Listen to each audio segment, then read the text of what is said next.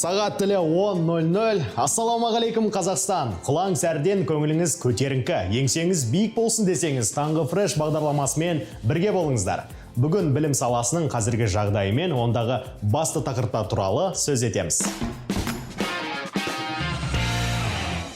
Құрметті көрермен, бүгін бізде қонақта Шәкәрім Сейсенбай, елімізде ең жас мектеп директоры, 2019 жылғы 100 жаңа есім жобасының жеңімпазы.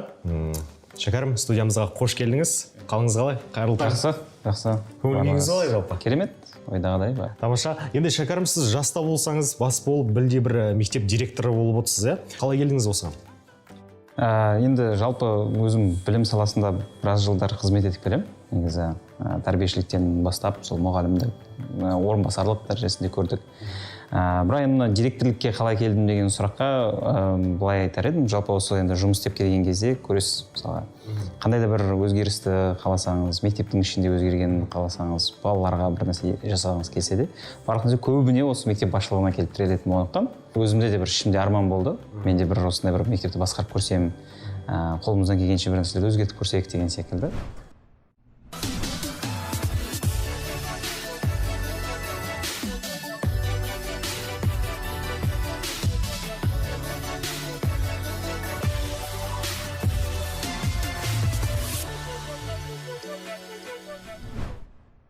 Сіздің мектеп директоры болып тағайындалған уақытта неше жаста едіңіз? 26. 27-ге келе жат, 26 бол, 26 жасыңызда мектеп директоры болып тағайындалдыңыз. Тамаша. Жас директор ретінде мектепте қандай жұмыстар атқарылды? Жас директор ретінде не бере алдыңыз мектепке?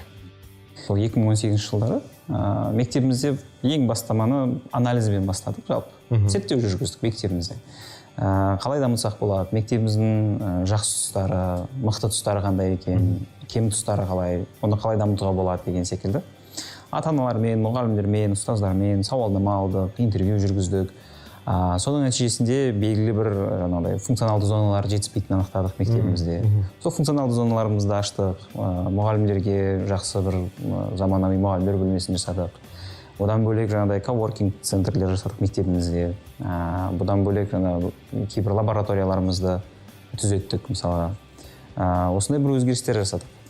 Қазіргі таңда мысалы мектебіміз біздің халықаралық аккредитациядан өтіп жатыр. Бұл да бір үлкен жетістік деп айтамын. Одан бөлек мысалы біздің мектебіміздің тарихында алғашқы рет біздің түлектеріміз мысалы Назарбаев университетіне түсе бастады.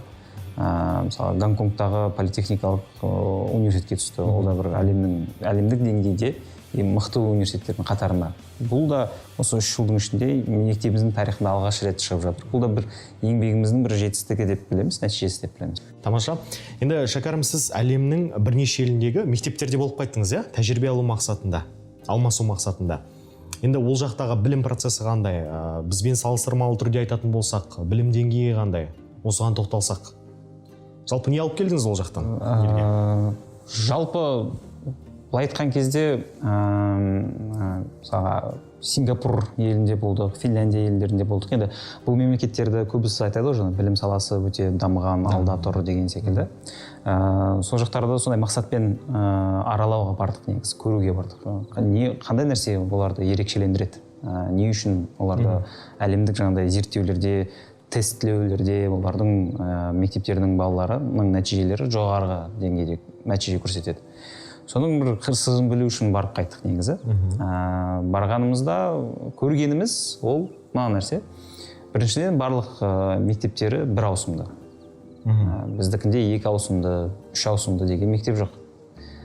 Екіншіден барлық мемлекеттік мектептерінің барлығы кірсеңіз біздегі Қазақстандағы бір халықаралық жекеменшік мектептердің деңгейінде. Мемлекеттік мектептер. Бұл деген сөз мемлекет тарапынан мемлекеттік мектептерге бөлінетін қаржының қаншама есе екені көрініп тұр мысалы. Сондықтан үшіншіден бұл әрине ұстаздарына жасалып жатқан жағдайлар. Ұстаздардың жалақысы болсын, ұстаздарды дайындау процесі болсын, ұстаздардың жалпы профессионализмі көрініп тұр. Сол уақытта бізге осындай ой келді, неге біз өзіміздің мемлекеттік мектебімізде мысалы халықаралық аккредитациядан өтпеске? Жаңағыдай біздің мектебіміз 2 ауысымды, 1 ауысымды емес, бірақ сол стандарттарды алуға мүмкіндік бар деген оймен сол бағытта біз қазір жүріп кеттік негізі. Қазақстанда 130-дан астам ұлт өкілдері татулық пен ынтымақтастықта өмір сүреді. Өткен жылы елімізге 2500-ге жуық шетелдік көшіп келді.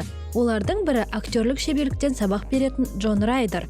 Ол өнер саласында қызмет етуге абай шығармашылығы себеп болғандығын айтады. Студенттерге әртүрлі елдердің театр тарихын зерттеуді тапсырдық. Бұл ежелгі Рим, грек, орыс театрлары.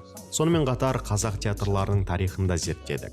Қазақ өнеріне абайдың қосқан үлесі зор екенін білдік. Ол ақын ретінде ғана емес, драматург ретінде де өшпес із қалдырған. Саяхаттағанды жаны сүйетін ағылшын тілі мұғалімі Ракель Қазақстанның жартысын шарлап шыққан. Оның саяхат қоржынында Шымкент, Тараз, Түркістан, Алматы қалалары бар. Табиғатымыздың сұлулығына тамсанған ол әсерімен YouTube парақшасында бөлісіп жүр. Қазақстан қарқынды дамып жатқан мемлекет. Бұл елде кез келген адам қалаған ісімен айналысып, кәсіптік жобаларын жүзеге асыруға мүмкіндігі бар. Қазақстанның тарихы сан түрлі оқиғаларға бай. Тарих парақтарында түркі халықтарының, қытайлардың, кеңес үкіметінің ізі қалған. Ғасырлар бойы кешкен қиындықтарына қарамастан, қазақ халқы ұлттық құндылықтарын сақтап қалғаны мені таңғалдырды. Кейбір шетелдіктер елімізге саяхаттап келсе, кейбірі орнығып жұмыс істеп отбасын құра бастайды. Оған мысал Сундар. Ол 13 жыл бұрын Қазақстанға көшіп келген еді.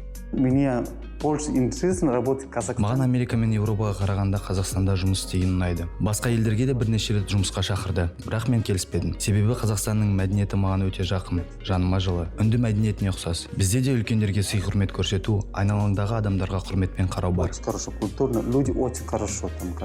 Сан ғасыр бойы жалғасып келе жатқан салт дәстүріміз, тамыры тереңге жайылған тарихымыз кез келген адамды қызықтырады. Туристік бағыттың дамуымен әлі де әлемнің түпкір-түпкірінен елімізге деген қызығушылық ұлғаятынына сенеміз. Ғылым мен білім беру қазіргі саласындағы жетіспейтін нәрсе. Не деп айтсаңыз, өзіңіздің тарапыңыздан не ойлайсыз? Білім саласында жалпы мен енді өзім ұзақ жылдар бойы осы орта білім саласында қызмет етіп келе жатырмын негізі. Жетпейтін мәселені бағанада атап өткен секілдімін. Ол біздегі мына мектептердің саны және сапасы, ол мектептердің біз көбейтуіміз керекпіз. Мектептің саны көп болу керек. Яғни ол қалалық деңгейде емес, ауыл аймақ деп тұрсыз ғой, жалпы меңзеп тұрғаныңыз осы ғой? Бұл жалпы ауыл аймақтағы мектептер болсын, қалалық деңгейдегі мектептер болсын. Мысалға, бізде қандай негізі мәселе? Ауыл аймақтарда бала саны жетіспейді. Оқушы саны аз, қалалық аймақтарда керісінше оқушы саны көп болып кете жатады. Осыған байланысты нақты бір анализ жүргізіліп, бұл жердегі жаңағыдай қалалық деңгейдегі мектептердің санын көбейту керек деп ойлаймын. Ал ауылдық мектептерде сапалы әрі мықты мектептерді, мысалы мектеп интернаттардың бәлкім, солардың саны көбею керек. Одан бөлек бізге ұстаздық саласына білімі, орта білімі жақсы балаларды ұстаздық салаға қарай шақыру керек. Яғни профориентациялық жұмыс. Біздегі мысалға алтын белгі, мықты білім, мектепті жақсы бітірген оқушыларымыздың көп бөлшегін біз ұстаздыққа қарай тарта білуіміз керекпіз. Олар ұстаздық деген мамандықты таңдай білу керек. Жалпы мысалға не үшін Сингапур болсын, Финляндия болсын, олардың білім салалары мықты, себебі олар түлектердің топ 20%-ін ұстаздыққа алып кетеді. Студенттерді бірінші курстан бастап жалақы төлейді. Стипендия емес, жалақы төленеді. Стипендияның қосымша ма немесе? Олардың приоритеттері сондай да. Бұл деген сөз, әрине бұның да сұрауы өте жоғары. Талап өте жоғары. Сол себептен бізде де, егер біз сапалы білімді қарастыратын болсақ, әрине бұл жерде енді көп мәселе бар да. Бірақ егер біздегі мұғалімдердің сапасы мықты болатын болса, ол әрдайым жаңағыдай өте біз ұтылмаймыз. Бәлкім жаңағыдай мектеп соғу қиын болар, бірақ та жақсы кадрды дамыту қолдан келетін іс. Қолдан келесі, оны жасауға болады деп ойлаймын. Клатч, Toad, Shopper, Hobo, Messenger және тағысын тағы. Нәзік жандылар қалайша мұны шатастырмай жүргеніне таңым бар. Мен тек сөмке деген атауды ғана біледі екем. Әріптесім Ақбота Сақұлова сөмкенің түр-түрін образға сай қалай таңдау керектігімен бөлісті. Сюжеттен тамашалайық. Қыз-келіншектерді сөмкесіз көру мүмкін емес. Әуелі ол ыңғайлы, сыйымды болса, кейін сәнді аксессуарға айналды. Ал бүгін оның 30-дан астам түрі бар. Стилист Аида Тұрсынбаева сөмкенің қайсын қайда ұстауға болатындығын атап өтті. Мынау мысалы трендтағы стоттың сумкасы хобо деп аталады, яғни луна. Осындай сумкаларды гардеробтарыңызға қоса аласыз. Мысалы ақ сумканы қазір кезінде біз ойлайтын едік, қыста да ақ сумка ұстай алмаймыз, жазда ұстаймыз деп. Қазір біз қыста да ұстай береміз. Яғни мен бүгінгі образыма да мысалы мына ақ сумкені қосып былай да келе аламын. Сумкені таңдағанда размері сіздің фигураңыздың пропорциясына сай болу керек. Егер сіз арық, бойыңыз кішкентай болса, сіздің сумкеңізде үлкен болмау қажет. Егер сіз ірісіз және де бойыңызда ұзын болсаңыз, сумкеңізде сондай пропорцияда үлкен бола алады. Іскерлік стильге толы сөмкесін таңдауға болады. Оларға ноутбук, қағаздар мен папкалар оңай сияды. Кешкілік жиын отырыстарға клатч ұстап барған дұрыс. Бұл ықшамдалған сөмкелердің сабы болмайды және үлгісі мен өлшемдері әртүрлі болып келеді. Одан бөлек, күнделікті образыңызды стильдетіп көрсеткіңіз келсе, Saddle, Messenger, Satchel, Kissette, торба, хобо сөмкелері ең ұтымдылары.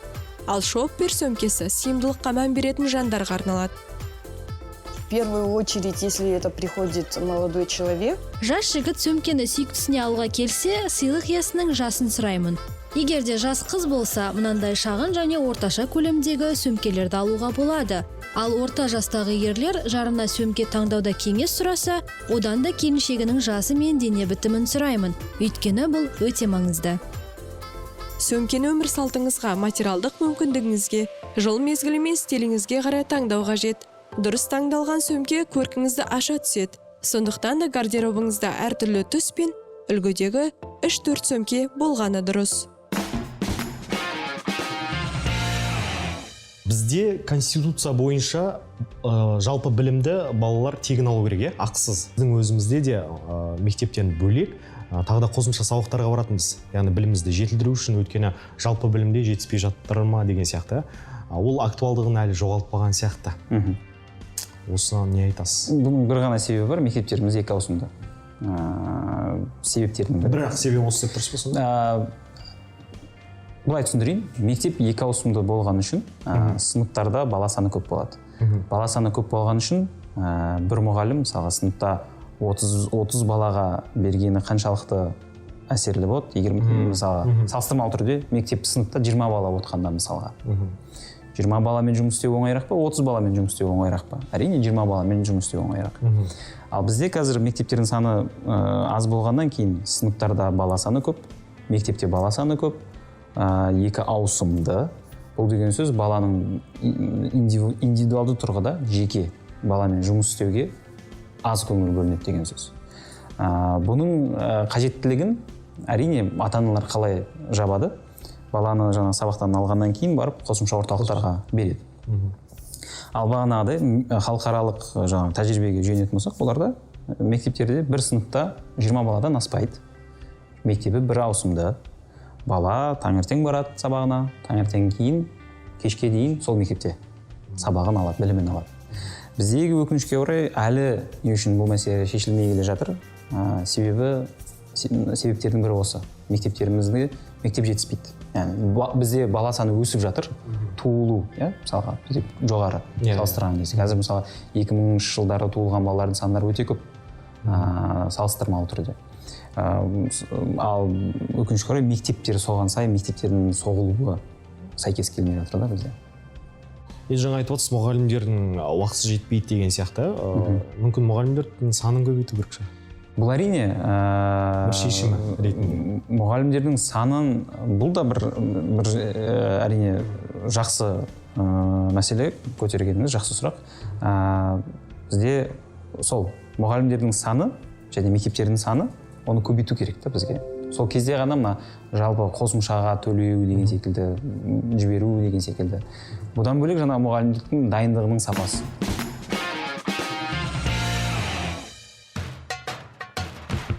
Жан дүние, шексіз ұмтылыс, өмір заңдылықтары. Кейде пәлсапалық ойларға батып, сұрақтарының жауабын таба алмай қиналасың. Сол сәтте зиярат ету маңызды. Соңғы вақытта Алатақиялы ағайынымыз Өзбекстанның қажылық турлары танымал болуда. Біріншіден, Өзбекстанның астанасы Ташкентті көру қажет. Оған басты себеп ұлы жүздің Төбе биі Төле бидің кесенесі. Өзбектер Қарлығаш би деп атап кеткен шешеннің мазары зиярат туризмнің бір нысанына айналып отыр. Бұл кірген жеріміз Төле би атамыздың, Шейх Қобан Тауқыр атамыздың зияраты. Зияраты екі кесене бар. Первый бұл бірінші Төле би атаның рухани ұстазы болған кісі Шейх Қобан Тауқыр ата, соң Төле би атаның кесенесі. Төле би атаны бізде өзбектерді қалдырғаш, яғни қазақша қарлығаш ата дейді. Төле би атамыздың шаңғырағында қарлығаш инсаған көшіп отырған кезде қарлығаштың палапанын көріп, шаңғырағын бұзмай тұрген. Сол қарлығаш палапан ұшып кеткеннен соң, шаңғырағын жинап, Төле би атада соң көшкен. Өзбекстанға келген әрбір турист міндетті түрде Науаи облысындағы Нұратаға барады. Себебі онда Бұқара мен Самарқандты билеген әйгілі шешен, қазақ пен өзбектің биі Әйтекенің кесенесі бар. Әбіш Кекілбаев келгенде, Қазақстан ғалымдары келгенде, археологтары келгенде, ол қаншалықты зерттеулер жүргізген. Жаңа кесенедегі ескі біздердің ата-бабамыз қойған кішкене тастары бар. Кейін 2011 жыл толық осы құрылыстар, комплекс барлығы аяқталды да. Бүгінгі күнде осы кесене толық жұмыс істеп жатыр. Әзір бұл Қазақстаннан жылда май айының 3-ші аптасында Әйтеке бидің басында зират болады. 4-ші аптасында Ташкентте Төле бидің, Шайхандаурда Төле бидің басында. Демек, май айының 2-ші және 3-ші аптасы Өзбекстандағы 2 бидің басында зират қылу күні болып есептеледі. Сонымен қатар, бауырлас елдерді Европа мен Азияның батысы мен шығысын жалғастырған көпір Ұлы Жібек жолы біріктіреді. Көрші елде Раби Мәлік, Сардоба, Мирсаид Бахром сынды ежелгі сауда жолындағы басты аялдамаларды көре аласыз. Сондай-ақ Хиуа хандығының орталық қаласын тура сол күйінде сақталғанына куә боласыз. Қала ішіндегі ерекше шаһар, Ичан қала, 16 ғасырда мұсылмандықтың ірі орталығына айналған. 64 медресе болған. Енді медресе дегенде қазіргі кезімізді айтқанда институт, университеттер. Енді бізде 50 мечет болған. 18 минарет болған. 18 минарет дегенде енді бұл көп нәрсеміз бізде сақталып қалмаған. Себебі бізде 30 реттен көп бұзылып кеткен қаламыз. 4 рет основания бұзылып кетті. Осы үшін бізде сақталып қалған 58 объект сақталып қалған азы. Ичан қалада біздің Бекет атамыз медреседе оқыған деген дерек бар екен. Осы жайлы айтып өтсеңіз. 18 ғасырдың медресесі. Бұл медресенің ішінде біздің қазақ ағайындарымызда оқыған. Кейін Хиуа хандығыдан кейін бізде енді бұл медресеміздің ішінде Бекет ата. Ақырғы династиямыз последний нейді? Қоңыратский династия. Қоңыраттар да басқарып, бізде мысалы Мұхаммед Рахим хан Фейруз. Өзбекстан әрдайым әртүрлі мәдениеттер мен өркениеттердің қиылысу орталығы болған. Сондықтан ислам, Будда және христиан діндеріне қатысты ерекше ескерткіштер сақталған. Бұл орайда киелі жерлерге барып, бабалар рухына дұға оқу дұрыстығы жайлы ойлар туындай бастайды. Зиярат мәселесі ислам шариғаты бойынша шектемейді. Қазақстан мұсылмандары діни басқармасы болып, осы Өзбекстан діни басқармасымен бірігіп, Қазақстан халқын осы мешіттерге келген азаматтар зиярат етуді қалаған азаматтарды осы өзбек жеріне алып келіп, осы өзіміздің бабаларымызда дін ғалымдарын, ғұламалардың басына зиярат жасатып, ол кісілерге дұға жасатып, шариғат бойынша зиярат жасату ниетіміз бар. Зиярат туризмге қызығушылардың саны өсуде. Науаи облысында 2019 жылы 80%-ке артқан, яғни 12 мың саяхаттаушылар келсе, Хорезм аймағында 300 есе көбейгендігін көрсеткіштер дәлелдейді. Әрине, оған визасыз режим мен салық жеңілдіктері, мәдени фестивальдар мен жаңа туристік нысандардың ашылуы септігін тигізуде. Бүгінде екі ел арасындағы зиярат туризмі түркі халықтарының рухани мәдениетін жаңғыртуда.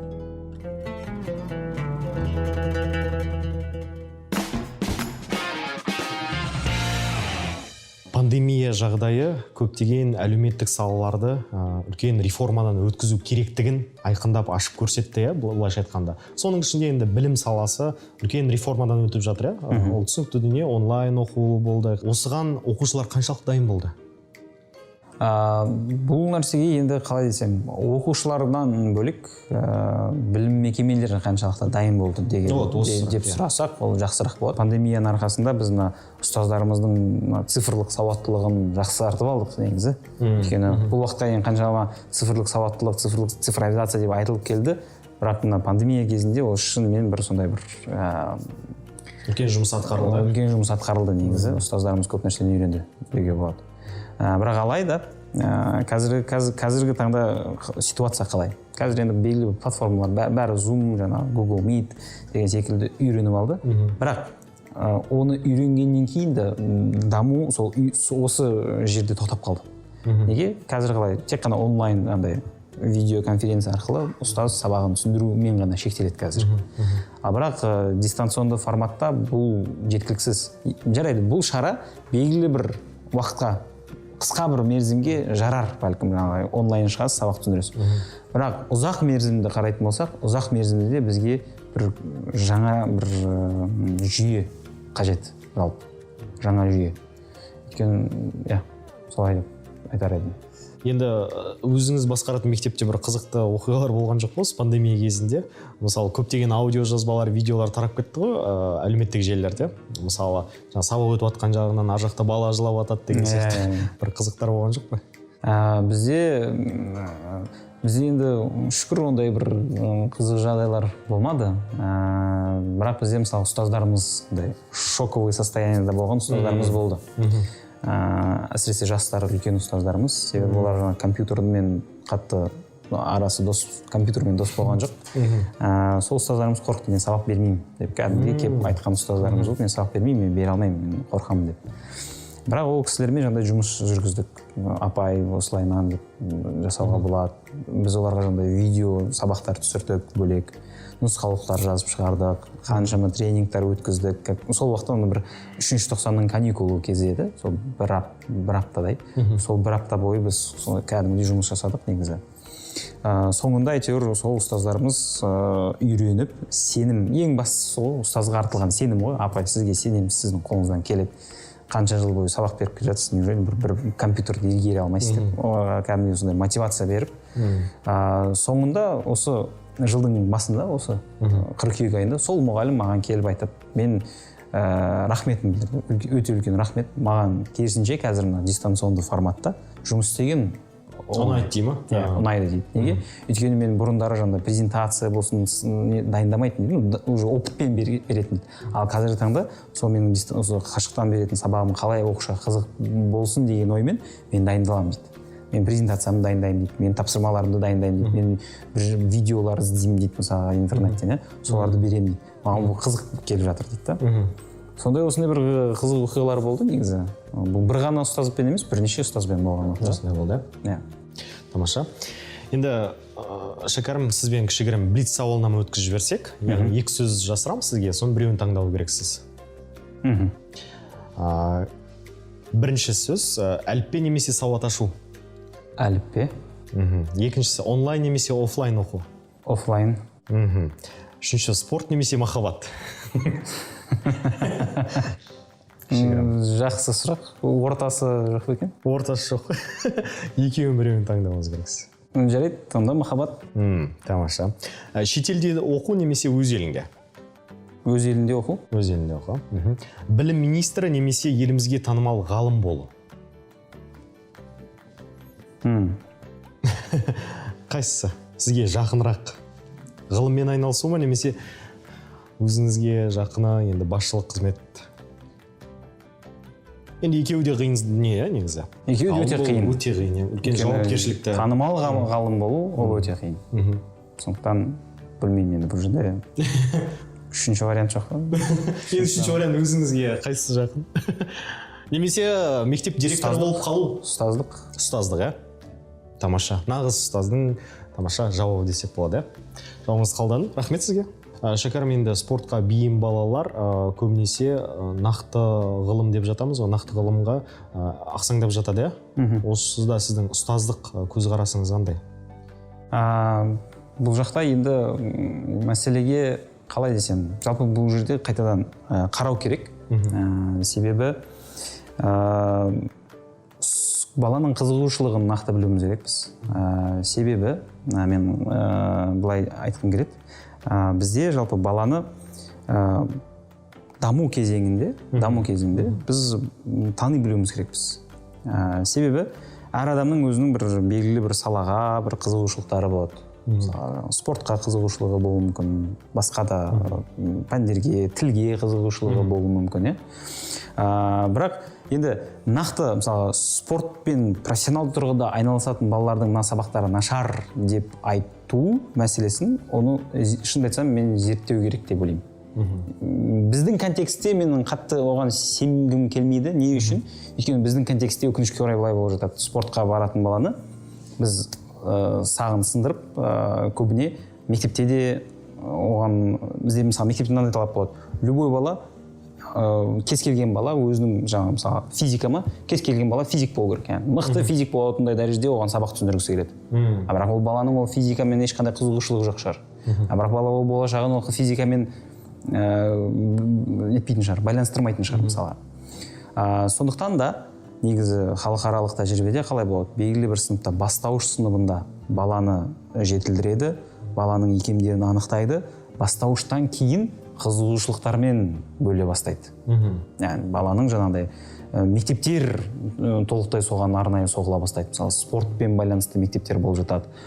Немесе жаңағыдай нақты пәндерге байланысты жаңағыдай ғылым пәндерін тереңдетіп оқытатын жаңағыдай мектептер болып жатады. Жалпы мектептер болып жатады. Және әрдайым процесс бізде профориентациялық жұмыс қадағаланып жүреді. Баланы былайша айтқан кезде зерттеу. Бізде өкінішке орай қалай болады? Бізде ол баланы зерттемейміз. Ата-ана баласын мына секцияға апарады, мына жаққа апарады. Қай жақта жақсы дәреже көрсетіп жатады, бір жарысқа қатысты орын алып кетті, бітті, сонымен кетеді. Және біз балалардың бойында көбіне мысалға дағдылардың дамуына көңіл бөлуіміз керекпіз. Коммуникация, сыни тұрғыдан ойлау, аналитика жасай білу, жазу, мысалы бұл да бір дағды. Жаза білу ол өте үлкен бір керемет дағды. Ол қандай да бір керемет, қандай да бір саладағы адамға қажет болады жаза білу. Ал бізде өкінішке орай біз бұл нәрселерді ұмытамыз да, біз көбіне жаңағыдай теорияға мән беріп кетеміз. Жаттамды бір нәрселерді беріп кетеміз мысалға. Оны қарау керек. Жекпе-жектің бұл түрін жігер мен қайсарлықты шыңдауда әсері көп деп жиі айтады. Кудо, тай-боксы, дзудо мен каратенің іс-қимылынан тұрады. 1981 жылдан бастап жекпе-жектің жеке түрі болып саналатын ол жапон тілінен аударғанда ашық санаға апарар жол деген мағынаны білдіреді. Ал бүгінде Кудо спорт федерациясында 100-ден астам жасөспірім жаттығуда. Вид спорта кудо – это японский вид единоборств смешанный. Кудо спорты аралас жекпе-жектің жапондық түрі. Ағылшын боксы, муай-тай, дзюдо, фристайл, джиу-джитсу кіреді. Өзгеше киім үлгісі мен философиясы өзге спорт түрлерінен ерекшеленіп тұрады. Бала жаттығу сабағына келіп, барынша емін-еркін қорықпай жаттыға алады. Өйткені біздің барлық жерімізді қорғайтын арнайы киім бар. Бас жарақатынан қорғайтын қорғаныш әйнекті қалпақ бар. Он из оргстекла, который защищает от травм головы, сечек и так далее. Тән саулығынан бөлек жан саулығын қаласаңыз, кудомен айналысу қажет. Сондай-ақ тарихы 522 жылдан басталатын каратенің де оң нәтижелі болатыны анық. Осы спорттың ерекшелігі бізде балаларды біріншіден мінезін қатайтады, жылдамдық, күшін көбейтеді, ойлау қабілеті бар. Өйткені жекпе-жек уақытында, әртүрлі моменттер болып, сол кезде тез өзін көрсете қою керек. Қорғауда, шабуылда. Менің мектебімде балалар 5 жастан қабылданады. 5 жастан, ең үлкендері 16 жас, 15 жас. Елорда тұрғындарын спортқа баулуда ауқымды жұмыс атқарылуда. Айталық спорт секциясының 50-ден астам түрі бар. Нәтижесінде әр ата-ана баласына сай келетін физикалық белсенділікті таңдай алады. Қаламызда жалпы 50-ден астам спорттың түрлері бар.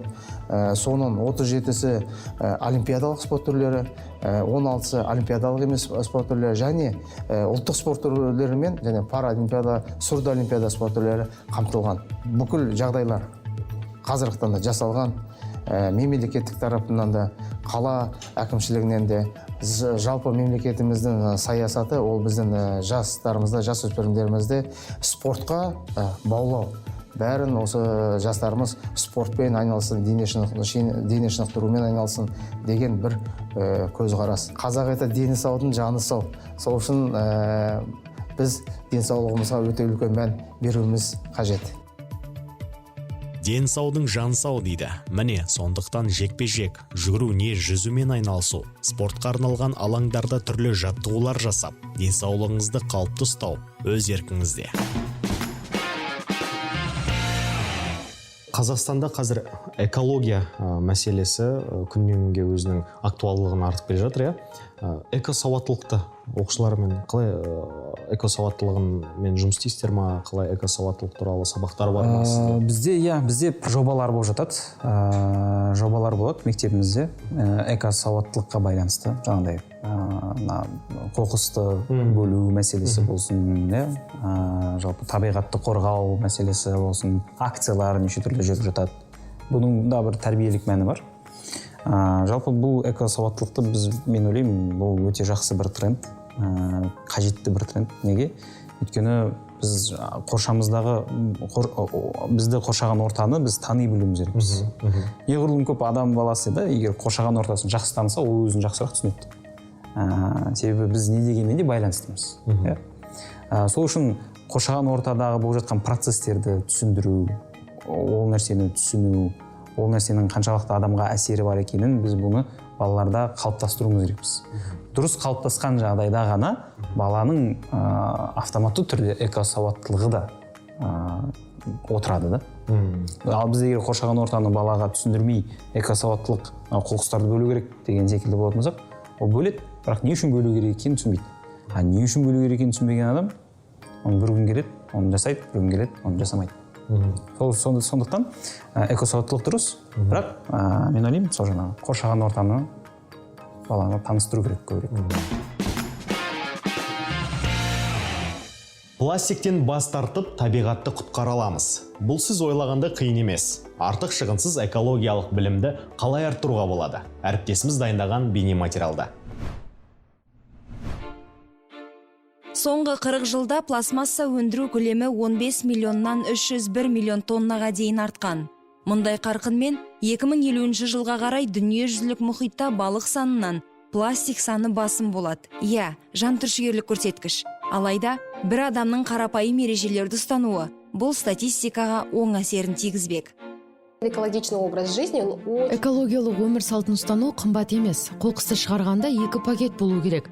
Біріншісінде қайта өңдеуге келмейтін заттар болса, оны жасыл контейнерге, ал екіншісінде өңделетін қоқыс. Оны сары контейнерге тастайсыз. Көпсі өзімен бірге берілетін кофені қағаз шынаяққа құяды деп ойлайды.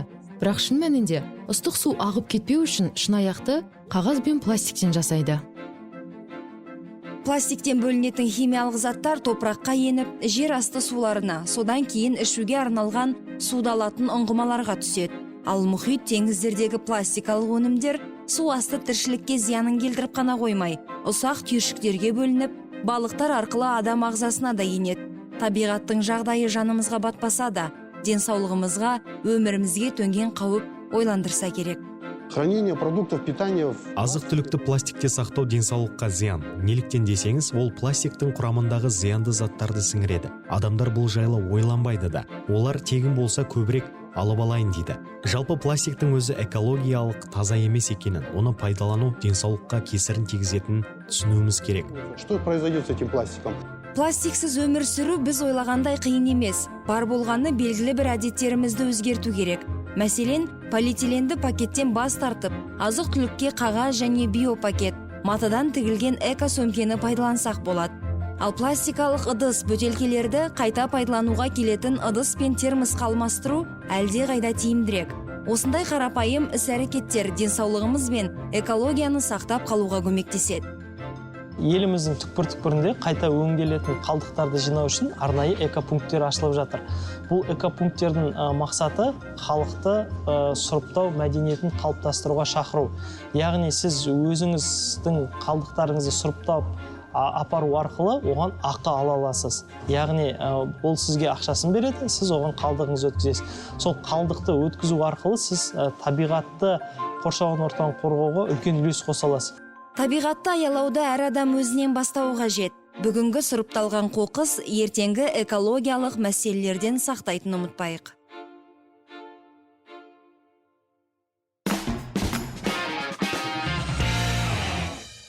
Енді шәкәрім бағалау жүйесіне келгенге отыр. Осында қазіргі таңда мектептерде көбінесе ол жүйені алып тастады, яғни бала бағаш үшін оқиды деген сөз қазір актуалдан жоғалтқан сияқты. Жоқ, сіздерде қалай қазір? Бізде әлі баға өзінің күшін жойған жоқ. Бізде өйткені 90-дық бағалар әлі бар. Бар, бірден 5-ке дейін. Кейіні біз не үшін 90-дық бағалар, жылдық бағалар әлі сол жаңағы одан кете алмай отырмыз.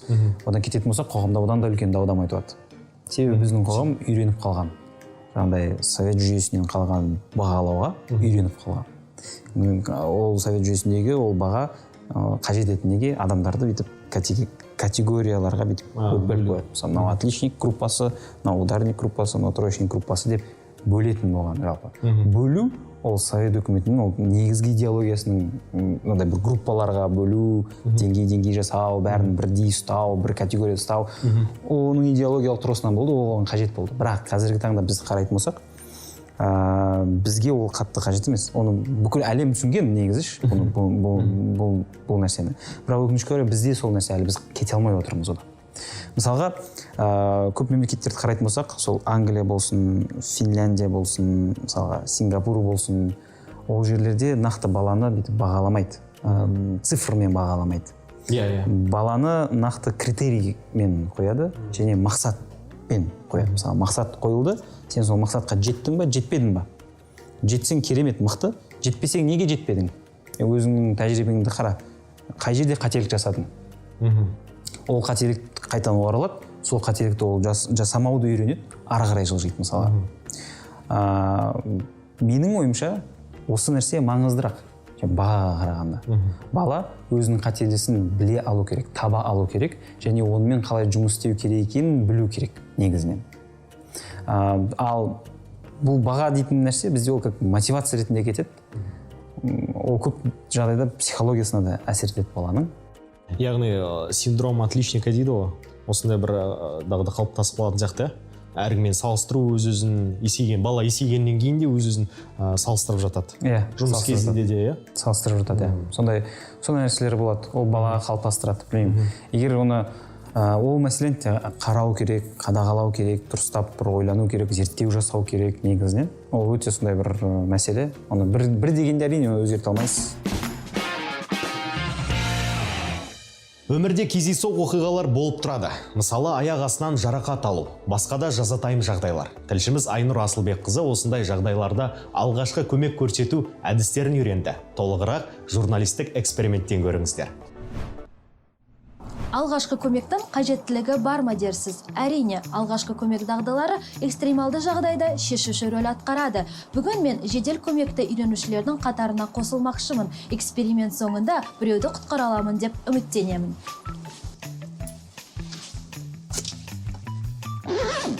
Мен дайынмын. Кеттік. Сәлеметсіздер ме?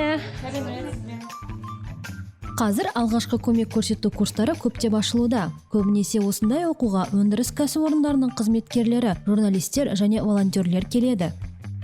Общество Красного полумесяца обучает Қызыл жарты ай қоғамы адамдарға алғашқы көмек дағдыларын үйретеді. Олардың медициналық білімі болмаса да, жедел жәрдем келгенге дейін алғашқы көмекті көрсете алады. Оқыту барысында теориядан бөлек практикалық сабақтар өтеді. Алғашқы көмекті дұрыс көрсету үшін мына әрекеттер тізбегін сақтау маңызды. Біріншіден, өзіңнің, зардап шегушінің және жанындағылардың қауіпсіздігін қамтамасыз ету. Екіншіден, зардап шегушінің өмір белгілерін, пульс, тыныс алуы, қарашығының жарыққа реакциясы және есін білуін тексеру. Үшіншіден, оқиға орнына мамандарды 101-103 нөміріне хабарласып шақыру. Төртіншіден, шұғыл алғашқы жәрдемді көрсету. Ол жағдайға байланысты келесідей болуы мүмкін. Тыныс алуды қалпына келтіру, жүрек өкпе реанимациясы, қан кетуді тоқтату және басқа шаралар. Бесіншіден, зардап шегуге психологиялық көмек көрсетіп, жайлы жағдай жасап мамандардың келуін күту. Да, дома брат порезался. Үйде ағам жарақаттанып қатты қан кеткен еді. Мен оны жақсылап байлап ауруханаға апардым. Сол жерде жарақатты залалсыздандырып бірнеше тігістер жасады. Ең бастысы абдырап қалмай, сабырлы болып, бар білетініңді еске түсіріп көмектесу. Сондықтан да алғашқы көмек дағдылары өте қажет. Мен ашық жарақаты бар науқастың қолын жедел жәрдем келгенге дейін тоқтаттым. Демек, мен имтиханды тапсырдым. Сертификатым қолымда, енді төтенше жағдайлар кезінде дұрыс шешім қабылдауды білемін. Осы мектепте, яғни соңғы парталарда отырып, ұйықтап отыратын балалар болады, солардың оқу үлгерімімен қалай күресесіздер сіздер? Қалай жұмыстар атқарылады? Бұл жақта енді ата-анамен жұмыс өте тығыз болу керек мектептің арасында. Себебі түсіну керек, енді әр бала әртүрлі. Әр баланың дамуы әртүрлі, қызығушылығы әртүрлі. Сондықтан мектеп пен ата-ананың байланысы неғұрлым жақсы болса, соғұрлым көбірек ол балаға көмек көрсетуге мүмкіндік болады. Неге? Өйткені көп жағдайда мысалға бала не үшін сабақта ұйықтайды? Оны білу керек себебін. Мүмкін үйде бір проблема бар шығар. Үйде бір проблема бар шығар. Бәлкім мектепте бір проблема болған шығар.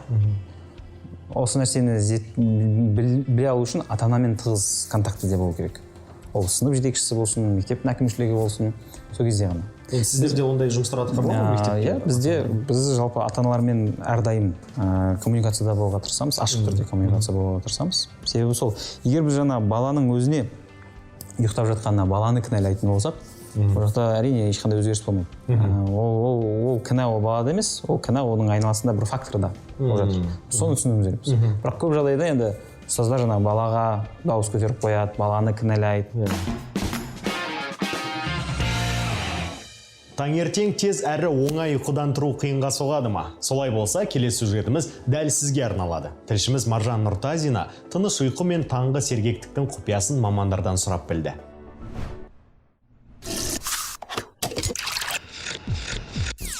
Таңертеңгісін бір шыны кофе ұйқымызды шайдай ашып, сергектік сыйлайтындай көрінеді. Алайда ұзақ уақыт бойы ұйқының дұрыс болмауы ағзаға кері әсерін тигізетінін ұмытпаған жөн.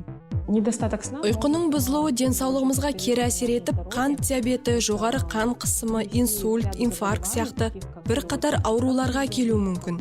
Сондай-ақ салмақтың өсуіне де әкелуі мүмкін. Ал кейде бұл денсаулыққа ғана емес, сыртқы келбетке де әсер етеді. Ұйқысы қанбаған адамдардың қабақтары мен көздерінің алды ісіп, тартымсыз болып көрінеді. Ұйқы циклдік үдеріс. Орта есеппен түнгі ұйқы 4-5 толық циклды құрайды. Ғалымдардың пікірінше, цикл аяқталған кезде ұйқыдан тұру оңайға соғады. Ал ұйқыны бақылайтын телефонға арналған қосымшалар оңтайлы уақытта оянуыңызға септігін тигізеді. Сондай-ақ, тыныш ұйқы үшін ыңғайлы жастықтың да маңызы зор. Для здорового и крепкого сна. Жақсы әрі тыныш ұйықтау үшін ортопедиялық жастықтарды таңдаған дұрыс. Мұндай жастықтар омыртқаңызға артық салмақ түсірмейді. Мойын алқым мен арқаның ортаңғы бөлігі түзу сызық бойымен орналасады. Ортопедиялық жастықтың ең басты артықшылығы осындай үлкен және кіші екі орам.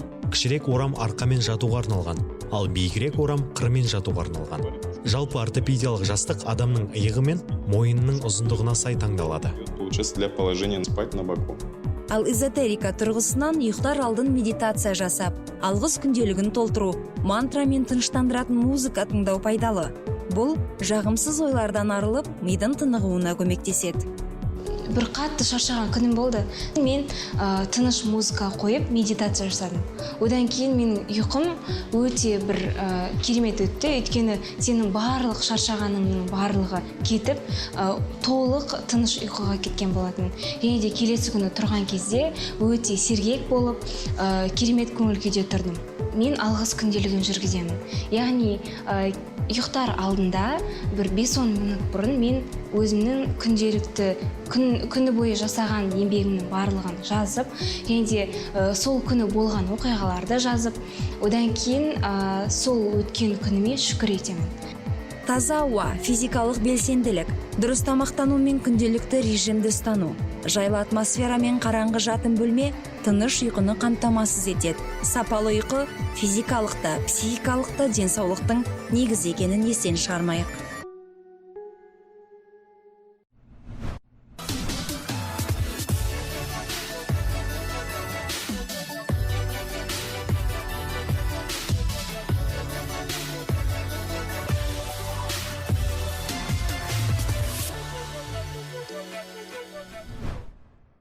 Шәкәрім, енді сізді сырттан танымайтын адам болып қарасақ, шаш үлгіңізге, киім киісіңізге қарасақ, бір әртіс ретінде ойлап қалар еді көптеген адамдар. Енді мектеп директоріне қаншалықты маңызды сыртқы келбеті? Ол жалпы тек қана мектеп директорына ғана емес, ол ұстазға да өте маңызды. Себебі ойлаңызшы, егер мысалы бала отырады, мұғалімі, үстіндегі киімі болсын, жүріс-тұрысы болсын, көзге түсетіндей бүйтіп вау эффект қалдыратындай болмаса, ол кісіден білім алған баланың деңгейі қандай болады, мысалы, дәрежесі қандай болады. Бала жақсы нәрсені көріп, неғұрлым көп жақсы нәрсені көріп өссе, ол соғұрлым соған ұмтылады.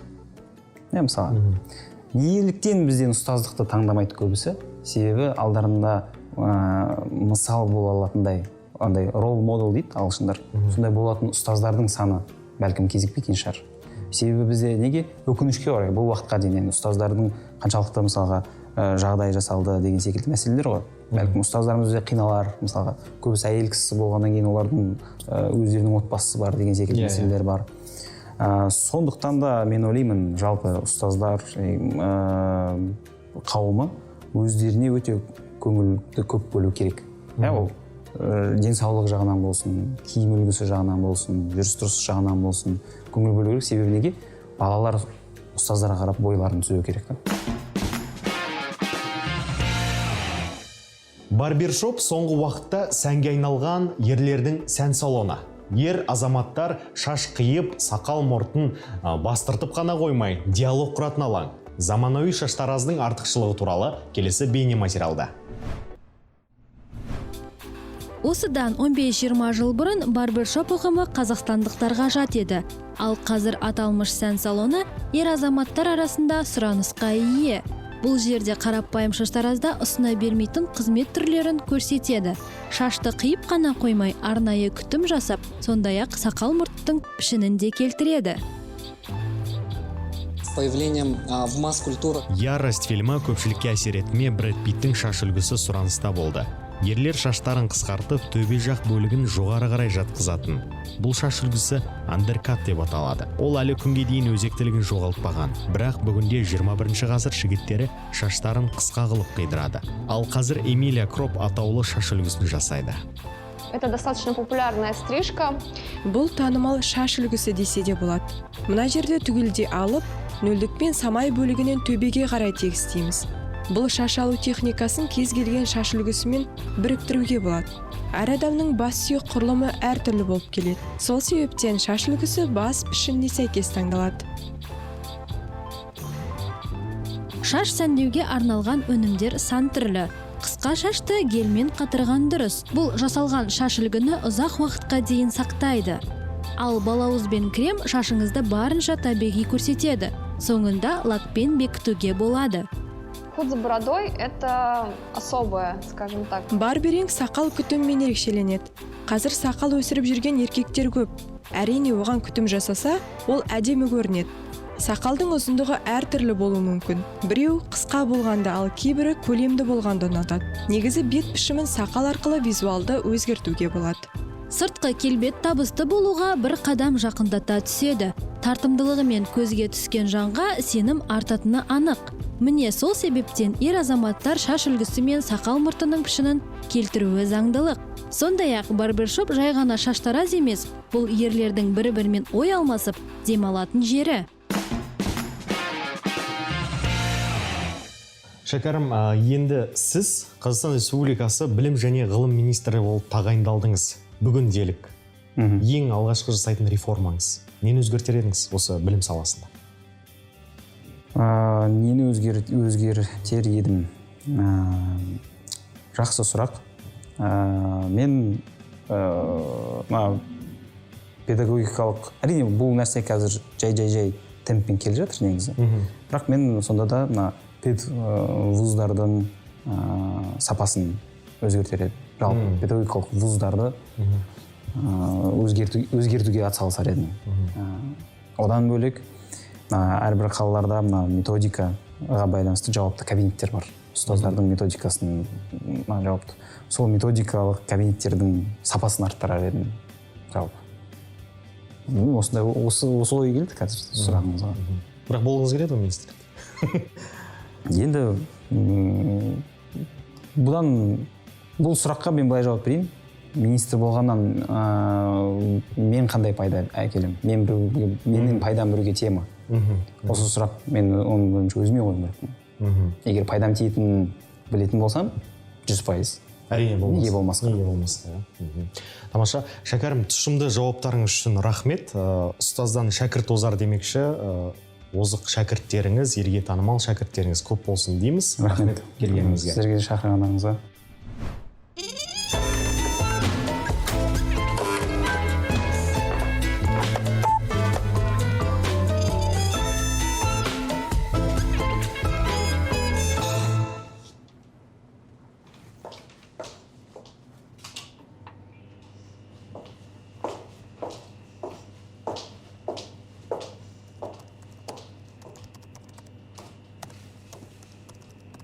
Бәрі қайда?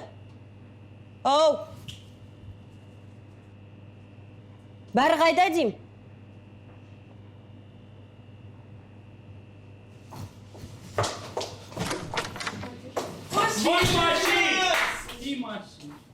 Басқа айналысатын істерін жоқ па?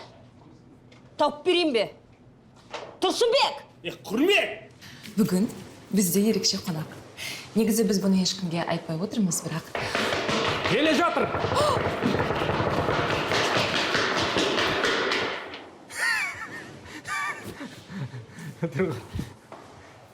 Кішкентай бала сияқтысыңдар ғой? Жоқ, мен бұларды түсінбеймін. Әнші болса әнші. Ода тұрған не бар? Олардың қалай аты шыққанын көрдіңдер ме жаңа? Дана, сен бұл жерде не жоғалттың, а? Сценарий дайын ба? ЗКТ-ні оқыдың ба? Болды, бар! Сен не қарап тұрсың? Мен саған сен жүрсем бас көзім деп. Не Гүлнар Маратовна? Мен барлық жұмыстарымды бітіріп тастадым. Таңнан бері күш жігерім тасып, тек 1 сағаттың ішінде бәрін аяқтадым. Мен бүгін кумиріммен кездесем.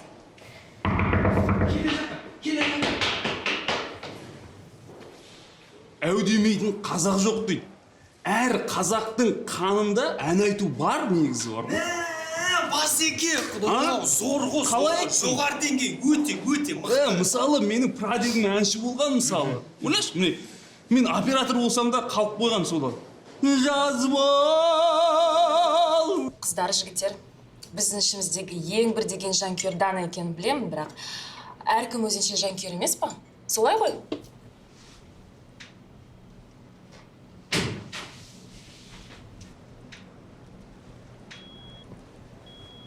Әріптестер, біздің қонағымыз шамамен бір 40 минутқа кешігейін деп тұр. Пресс-конференцияда отыр екен.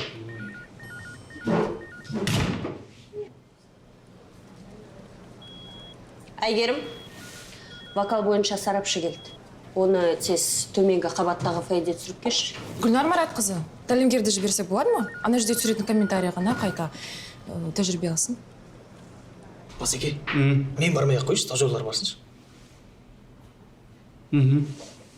Жай ме?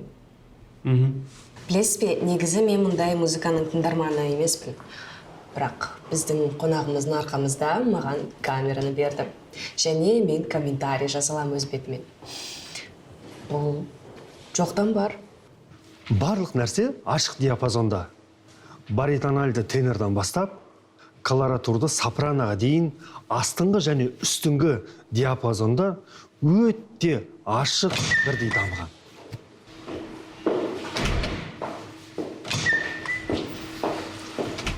Қозғайсың қатып қалған ай, іштің дерді.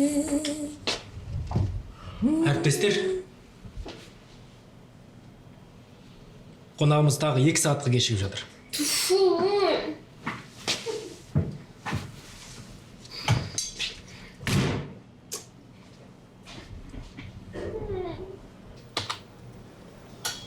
Ойларына келген істеді ғой, бәрін бұлықтырып. Төлеген, материалды қарап шық. Айқан сөзін қағазға түсір. Жақсы. Сәлем. Сәлем. Есімім Дәмелі. Карина, шашылдың әдемі екен. Рахмет. Бұл жерде сен ғана жанкүйер емес сияқтысың. Мойындайын, мақтан етем, бірақ соншама жанкүйер емеспін. Мен де сондай әкелместім. Бірақ суретке түсейік, суретке түсуге болады, иә? Үстек дегенде еуқор. Ақыры келеді ғой? Иә, түсейік.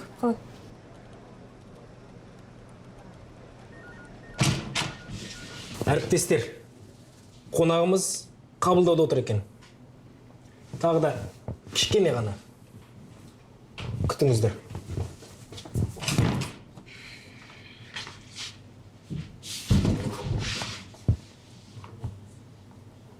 Осы Гүлнар Маратқызына шынымен бәрібір ме?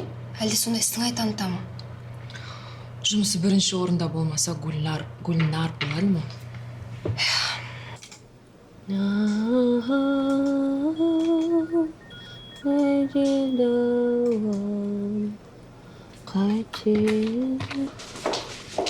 Ал, әріптестер, жұмыс күні аяқталды. Бәріне рахмет. Қонақ 40 минуттан кейін болады.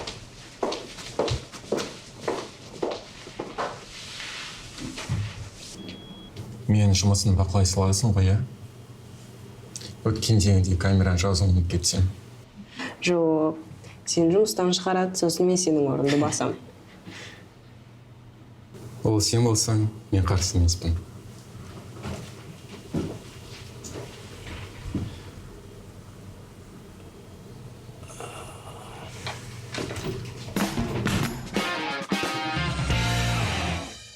Құрметті көрермен, бүгінге осы эфирде жүздескенше сіздермен болған Нұрлан Нұрыш және Таңғы фреш бағдарламасы. Әрдайым күліп жүрейік.